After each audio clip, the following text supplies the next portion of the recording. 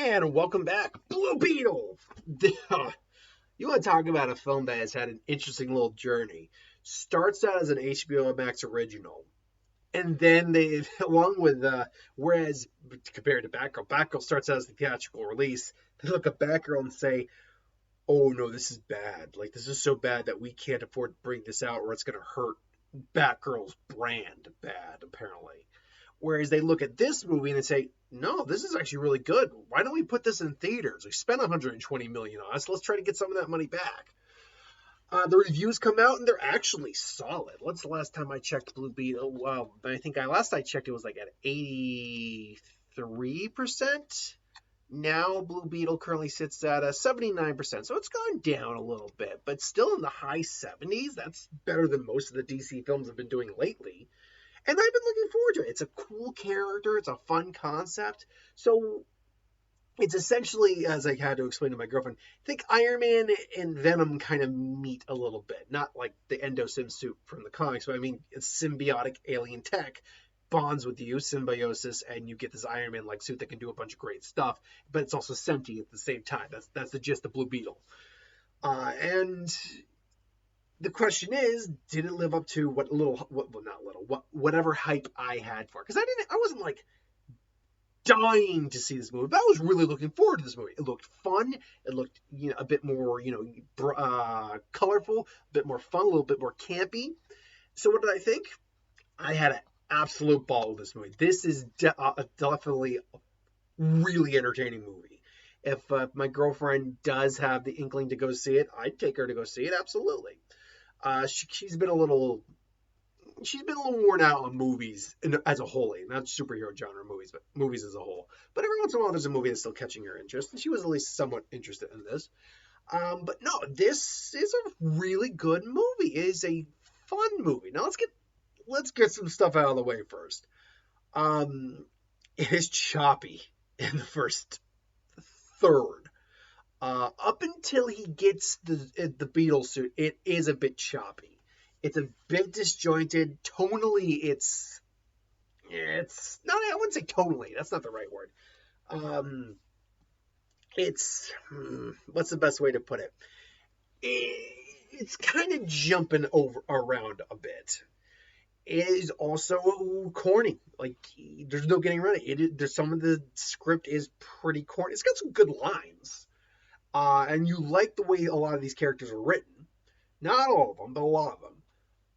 But it is corny. Like there are definitely like just cheesy lines. There's just stuff where it's so textbook generic. But as the analogy I've heard used, and it's perfect, goes film recipes. It's a generic superhero story. But a film, like the recipe to make a film, like a superhero film, standard superhero film, yeah, maybe you've seen it a dozen times before, but it's the idea of making an apple pie a dozen times over. It might be the same recipe, but as long as that pie is good, that's all that should matter. As long as the movie is good, that's all that should matter. And that's all, and hopefully that's what people enjoy. And this is a good film, but it is a little textbook. But I will not lie and say that some of like the textbook stuff worked. There's a scene I was getting emotional in because I won't say what it was, but all I'll say is this: Clerks 3 had another issue, same thing, and I was literally almost breaking down in Clerks 3. It wasn't as bad in this movie, but there's something that happens in the film that they seem to be leaning on a bit more in movies these days that has pertinence to my own life, and I'm like, why are you doing this? Why are you doing this to me? And I thought it was handled pretty well, particularly what the follow-up to that is. The action is really good. Like, the action's legit. This Blue Beetle suit actually looks really good. And that's because a good chunk of the time it's actually a practical suit. The CGI comes in when you're doing the fast-paced action, but if you ever look at the set photos of this movie, it's a practical suit. It really shows. Same with Deadpool. Deadpool and this are perfect examples of there's a practical suit they're wearing. They just use CGI to touch it up for effects. And in the fight, obviously, your fight sequences, you're getting a lot of CGI. It's fun to see all the stuff he can create. The sequence in the hall in the villain's lair is like probably one of the best scenes in the movie in terms of action, where he's just going ham on these fools.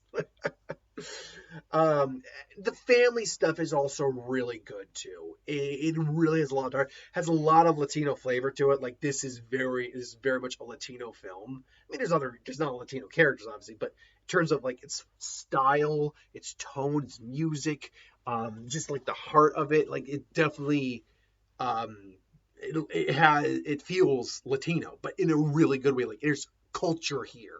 Like there's and family is a big thing in Latino culture.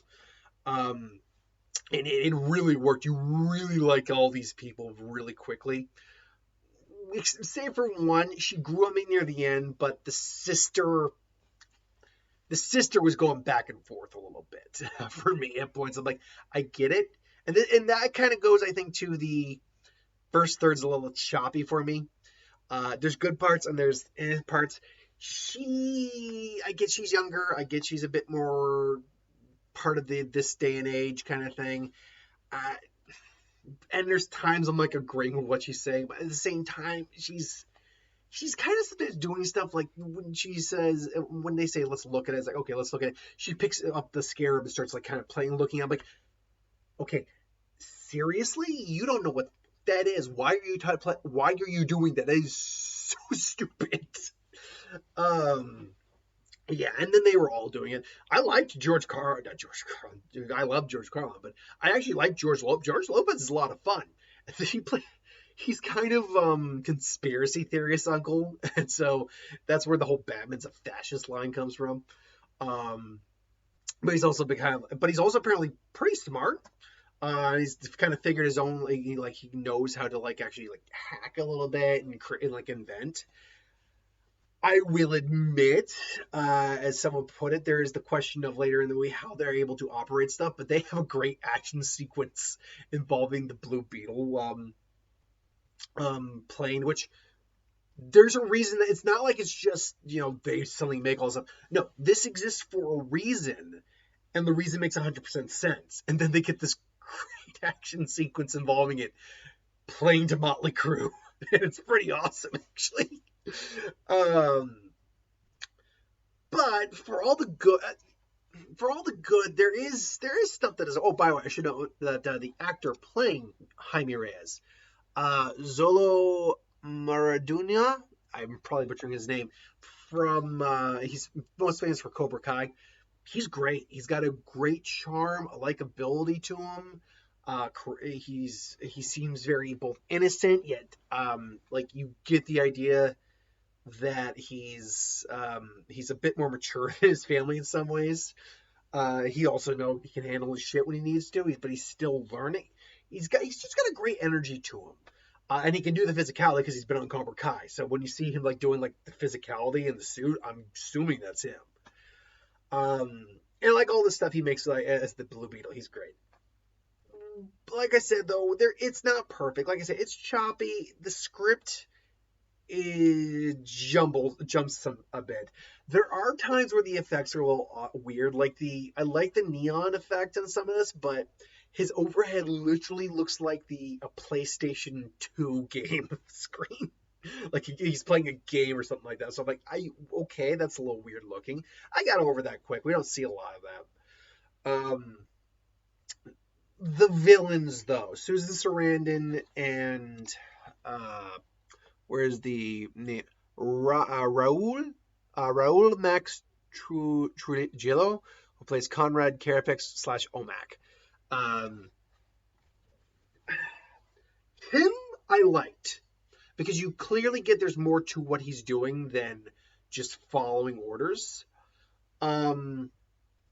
And we learn more about it, and I ultimately like where his arc goes, and he's pretty badass. Like he's legit badass in terms of like a character and fighting Blue Beetle.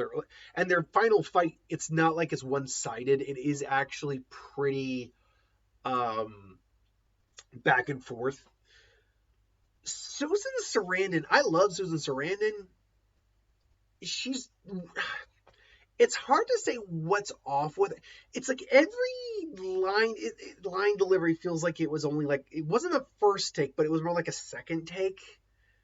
And yeah, it, it just it doesn't quite feel authentic.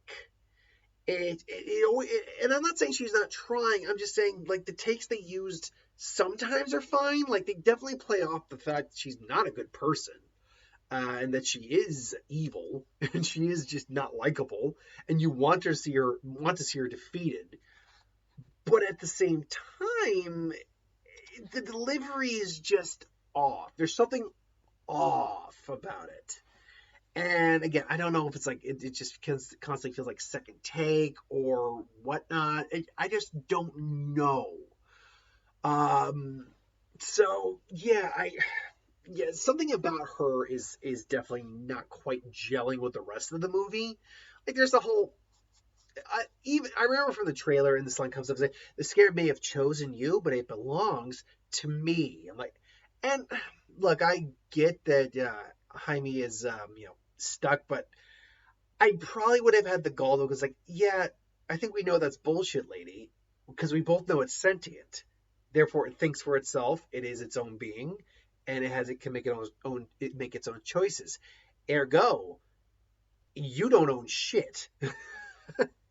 um, it doesn't belong to you because that implies you own a living being in the same vein as a human. It's like, and if you say it's a pet, well, I'd like to find me a pet that turns into a sentient robotic suit that destroys people. So yeah, shove it. I also would have said, get any closer and I'm gonna break that nose of yours based on the shit she does to him. So and when she ultimately did.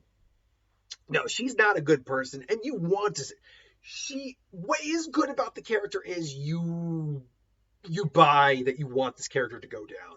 Like this is not a good person, and they need to be put in their place. Um, so yeah. Also, some of the family just doing certain things is a little. Just,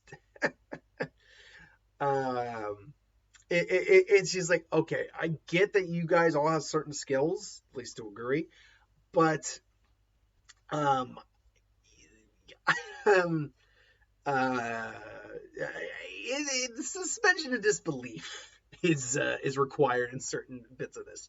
But that being said, like I said, the action's good. I like pretty much all the characters, at least our family. The emotional moments, those I thought hit really well. Oh, Jenny Cord. And she's good. I liked her. I thought she was pretty fun.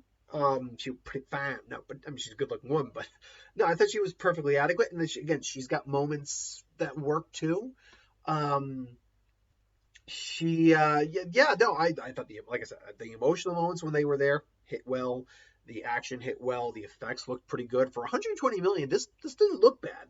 There are points where it does feel like it's shot a bit more. There are points where you can feel it was originally made to go to streaming, but there are other moments that do translate well to screen. So the big screen. So I think it balances out. Overall, I think this is a great movie. Maybe not great, but I think it's a really good movie. I apparently there was a post-credit scene that I did not stay for. As it stands right now, I don't know what it was actually. Believe it or not, actually, I'm not gonna actually say what it is. Let's see, post-credit scene. What was it? Um,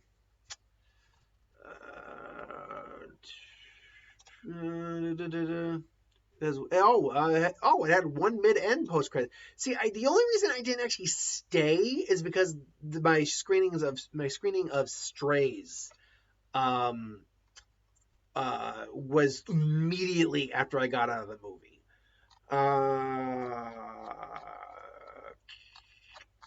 So I'm looking right now to see what the post-credit scene. Uh, but they will continue again earlier.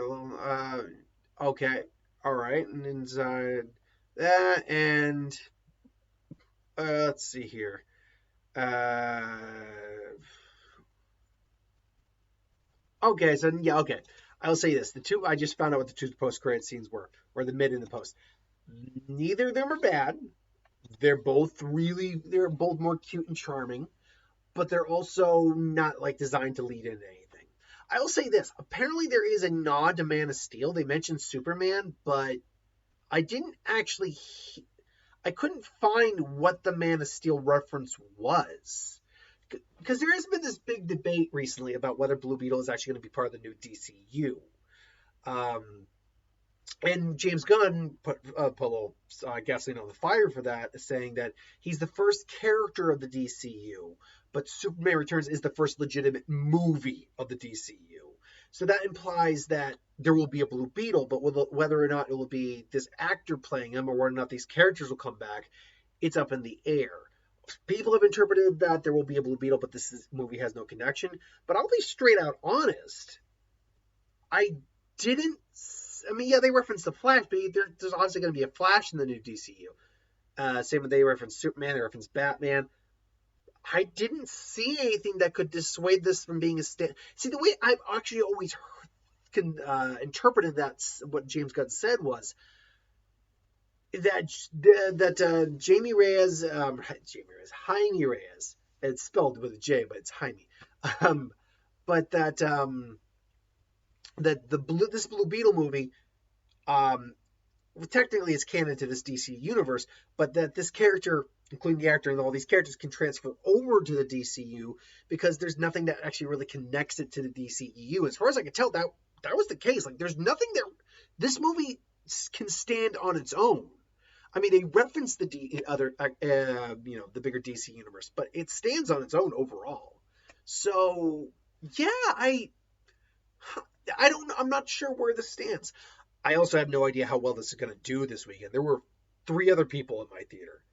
5:05 showing, 3 other people. Now that's Thursday. I only had a couple showings. Maybe this will do better. It's only been projected for about 30 million. I hope with the good reviews and maybe a little bit of word of mouth, this could do a little bit better. I'm not saying it's going to do 80 to 100 million, but higher 30s, maybe low 40s. I don't think it's out of the realm of possibility, but we'll see what happens. I hope this can do well because I actually really like the film. It's got a lot of heart, it's a fun character. So I don't know. We'll see what happens this weekend, and we'll get a gauge of where it's going to be by the end of the weekend. But anyway, thanks for watching. Hope you enjoyed. What did you think of the movie? If you've seen it already, let me know in the comments below. But thanks for watching. I'll see you later.